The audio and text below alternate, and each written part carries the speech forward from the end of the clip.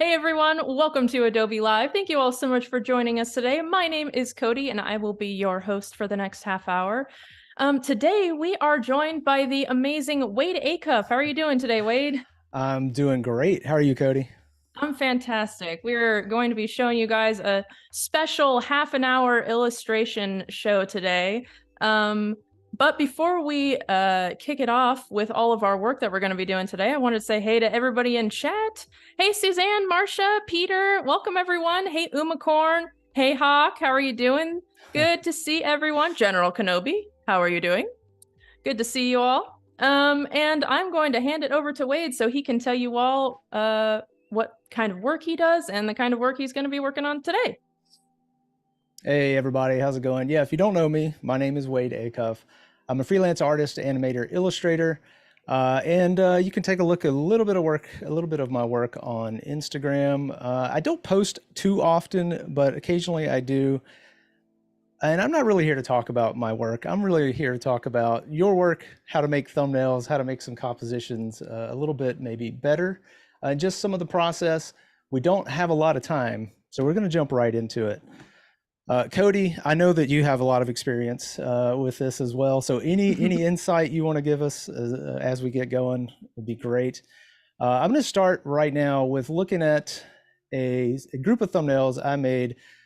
This was for my Discord. Over on my Discord, we have a monthly thematic study that happens every month. Last month's was landscapes, and this was just a group of thumbnails for outposts, like post-apocalyptic. I don't know. I get into fantasy and post-apocalyptic and sci-fi stuff all the time. So this was what we did, kind of making some real rough thumbnails, but I like to kind of paint and draw as a little combination for the thumbnails, just so that you get some contrast going quickly, so you kind of know where the lighting is going to head. But then we chose this one up top left up here, and kind of developed it into this. So Wow. just to say that the thumbnail portion of your process doesn't have to be super clean. Like, take a look at these. They're not tight. They're just real rough. And so we're going to talk about that a little bit today. And like I said, Cody, any insight would be great. Also, chat, if you want to provide some ideas. The theme that we're working with is free dragon rides, whatever that means to you. Nice. So I have a couple of ideas, just as a just because I needed to have something to work with. I've already kind of thought about some ideas, and we're going to talk a little bit about forming a composition and some kind of, not necessarily tricks or hacks, but just in general ways to think about how to start with a blank page and get a composition. Cody, do you have any tricks or anything for when you start off? To be honest with you, I very rarely thumbnail.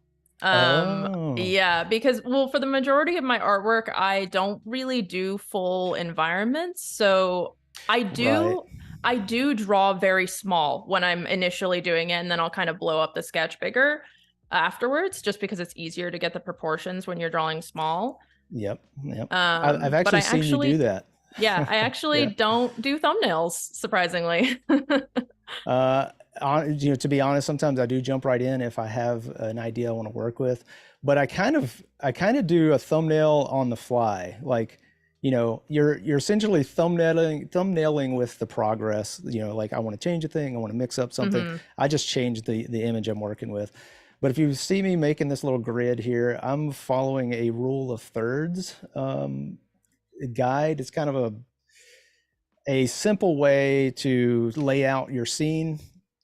It's a lot in film theory and that sort of thing, where you're talking about just the composition of a frame. I did talk a little bit more about this on one of my first Photoshop challenges way back, and I think we have a link for that. But if you want to know more about the rule of thirds, there's a little bit more in that. But just to say that this grid for me, especially if you're just starting out trying to figure out, how do I lay something out and have something concise, where to put the subjects of my, whatever subject you're working with, where to put those, where to place things. These points of the grid are kind of a compositional conversation starter. It's not a firm, fast rule. I don't really believe in those anyway. I think if it fits for if the composition works, depending on the context and that sort of thing, this is just a real quick way to start to structure if you're completely lost. Yeah. I'm going to go ahead and make a new layer. I'm going to lock our grid down. Maybe I'll bring down the level a little bit. So my first idea for this thumbnail, I don't know if we have any yet, any ideas for free dragon rides, what that would mean. I went real simple at the beginning and just decided to, again, I'm just using this center point right here, this rule of third grid. I went real simple and decided I'm going to paint in the shape of a dragon. Rough. I'm talking thumbnails don't have to, as long as you can understand the thumbnail and you're not, as long as, if you're not working with others, obviously, if it's just for you and you have your own shorthand language, make the thumbnail as fast and dirty and rough as possible just to get the idea across. Yeah, exactly. I've always heard that it doesn't matter if somebody else can't understand your thumbnail. As long as you know what you're looking at, that's all that matters. So my first idea was like literally free dragon ride. So I just thought of like, well, what if you have a dragon that is available and, maybe it has a rider up here. But then you've got like a line of, let's draw a little tail in here. It's supposed to be the wing, by the way. Maybe there's some horns coming off. But maybe you have a line of children waiting to take the rides. Maybe there's an older child pushing this one forward. And look at, these are just little stick figures. Like they're just blobs. They're just shapes. Now I do use the contrast on occasion to make things more or less important. And we'll talk about that in a minute. But let's say this line kind of just wraps around. And as I bring this forward, I will probably go a little bit darker in contrast. So, and larger because they're coming closer to the camera as well. Exactly. Yeah. And you get some overlap if you want. If you really got into the detailing of this, you'd probably have some overlap so that you would push things further to the back. And maybe there's a sign that says like, I don't know, dragon rides this way, or you have to be this brave to ride or something. I don't know, something like that. So then I would take this and I would kind of fill this in just to make sure we had some grounding. And then maybe even like start indicating a lighter sky. Just to start having that contrast conversation of what's going to happen with the composition if you take it to the next step. So we got an idea there. Let's see, what did I want to do with that? I just wanted to say Sam Peterson just popped in chat and said, I heard we were talking about dragons here. We're talking about dragons. That's right, Sam. And guys, stick around because Sam Peterson is actually going to be right up after us doing some illustration as well. That's right. That's right. It is a packed lineup today. It is. If you're interested in illustration, stick around. It's going to be great. So we'll call that one done. It's not super dynamic. Like the composition itself is fairly flat. I did use the grid to kind of give us some framing elements. I'm just going to slide our grid over and just keep using it just because it's already there. Another thing you can do, and I'll go ahead and do this now. I didn't do it earlier, but you see I have a little bit of drift outside of the thumbnails. You can just make a mask. Just select your thumbnail. I'm just going to select them all. If I remember to use it, that is the thing. And then you can just make a mask and it will, knock everything out. Even the sky, if I call this, I'll just call this, I don't know, sky, doesn't matter. Drag this down here. I can use the same mask and just drag it down there and it'll knock out that sky for us as well. All right, so another idea I had, definitely Umacorn saying kid looking up at the dragon for sure. They would be possibly afraid. I don't know. So another idea for free dragon rides, I had the idea of this goes a little bit more the this one's a voluntary free dragon ride, and this one is more of a like, you wanted to ride a dragon, so we've got a subject that's hanging on for dear life. I'm just kind of blocking this in here.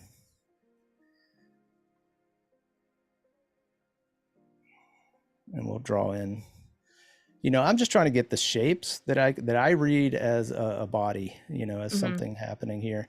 And then I'll probably put the head somewhere down here. I'm probably going to twist this torso.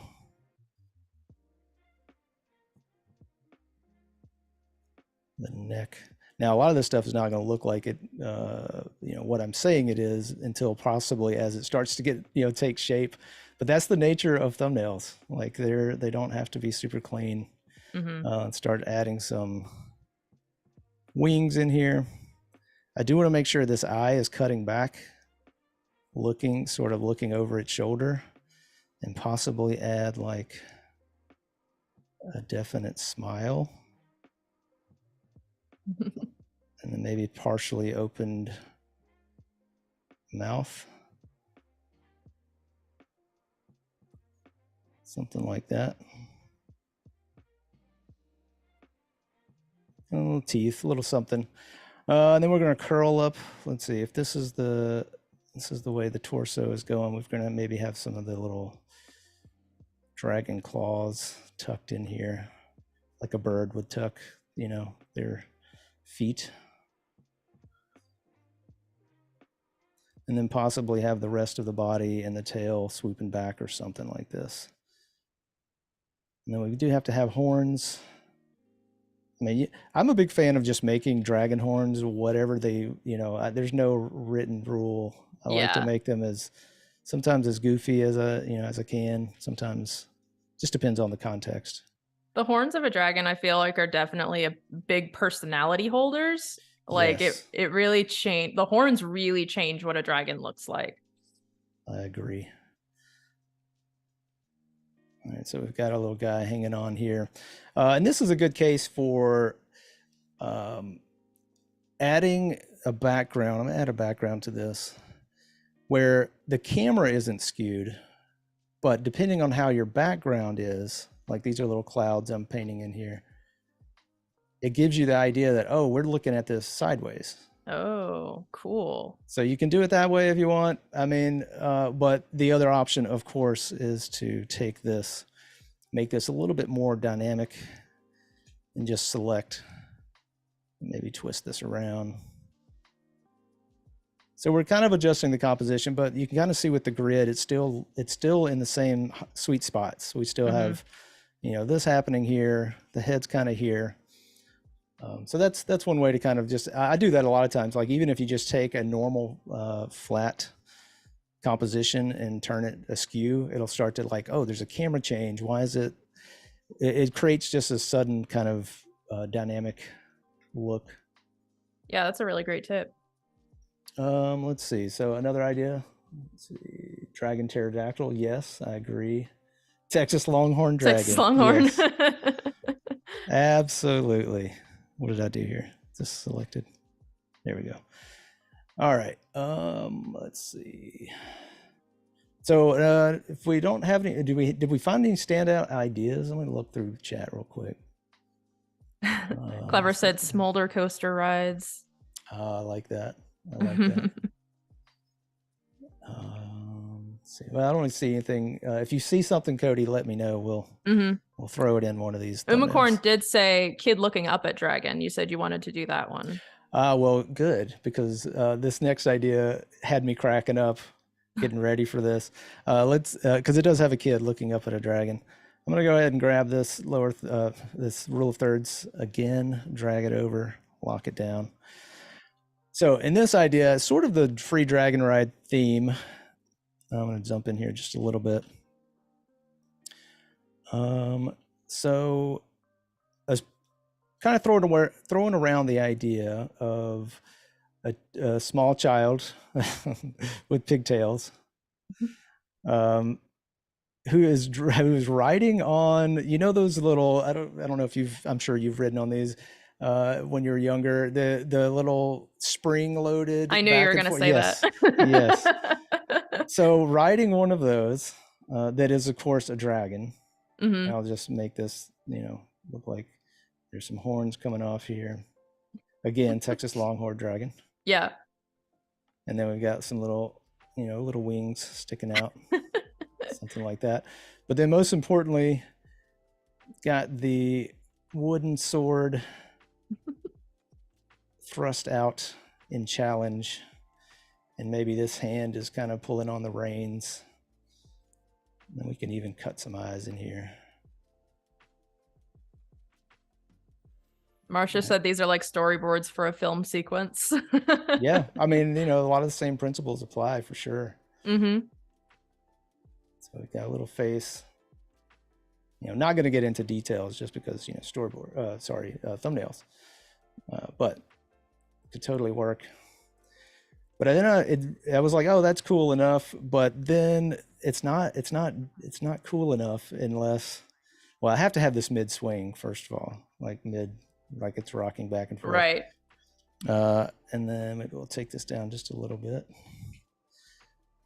But then there's the challenger. The dragon is reaching out a claw.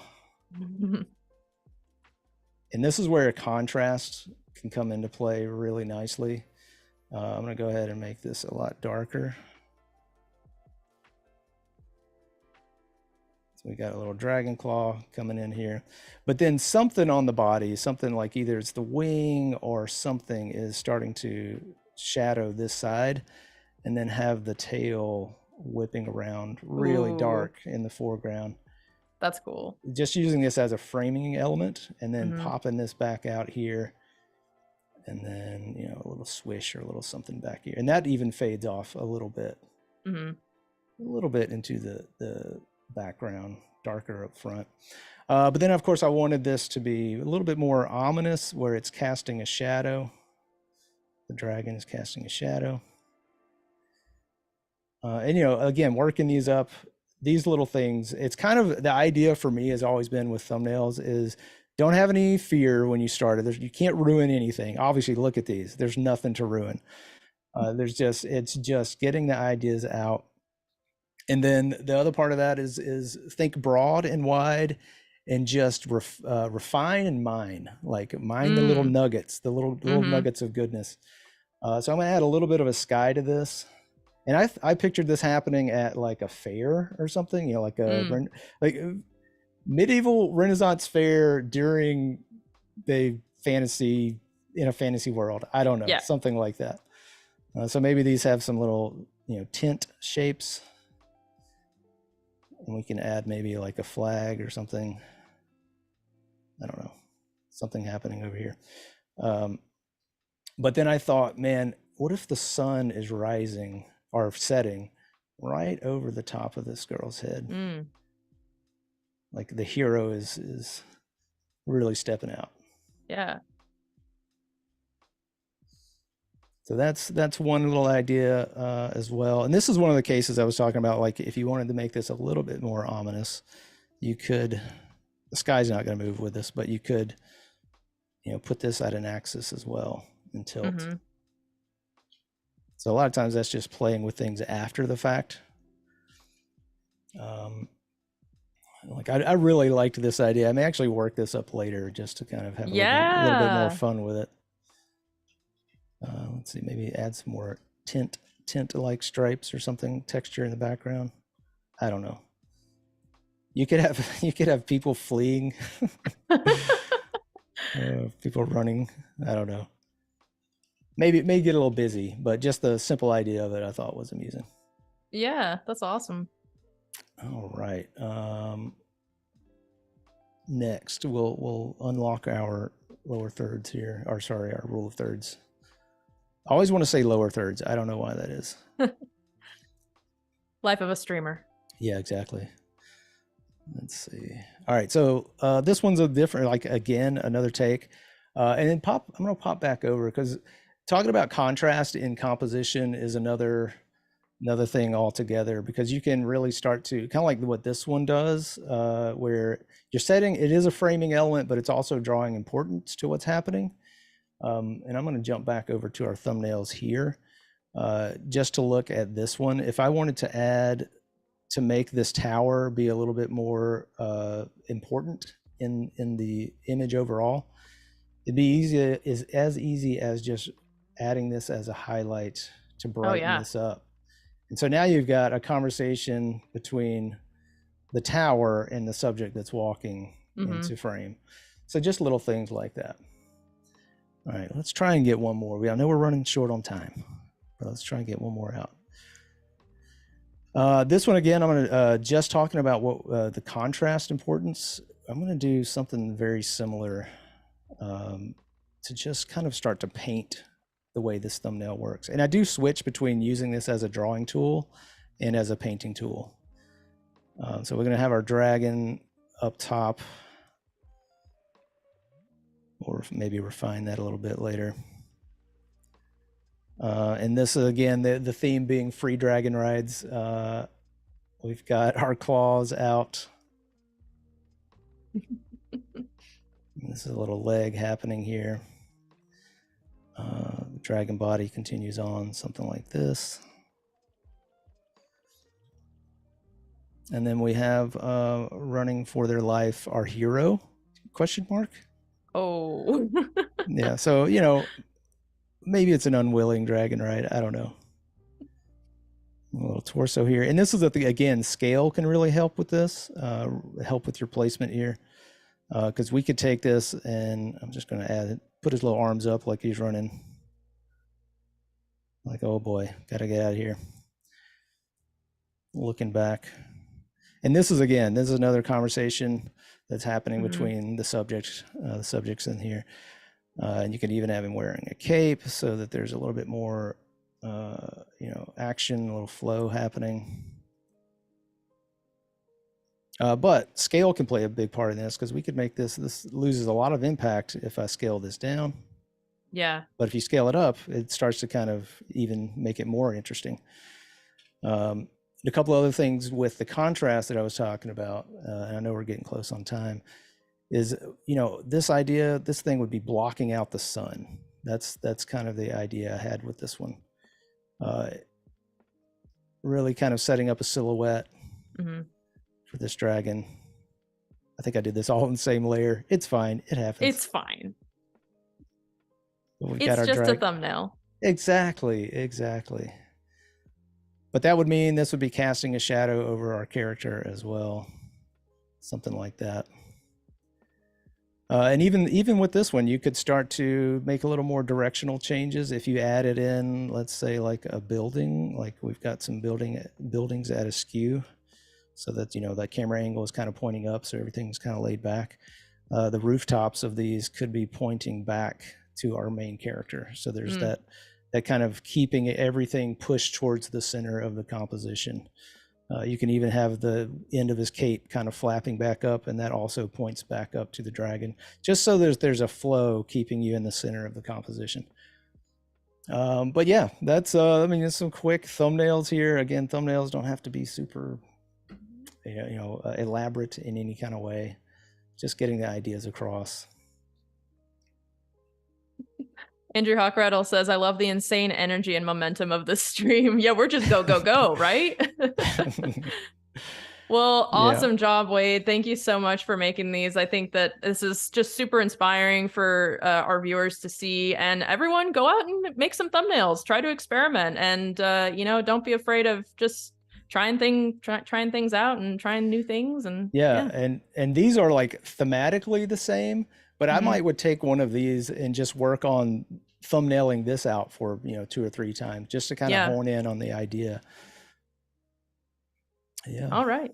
Well, thank you all so much for joining us today. We really appreciate it. Stick around, because up next we have another incredible illustrator, fantasy illustrator, similar to Wade, coming up next, Sam Peterson. I think you all know and love him as well. So thank you all for watching, and stick around. Bye. Bye, everybody.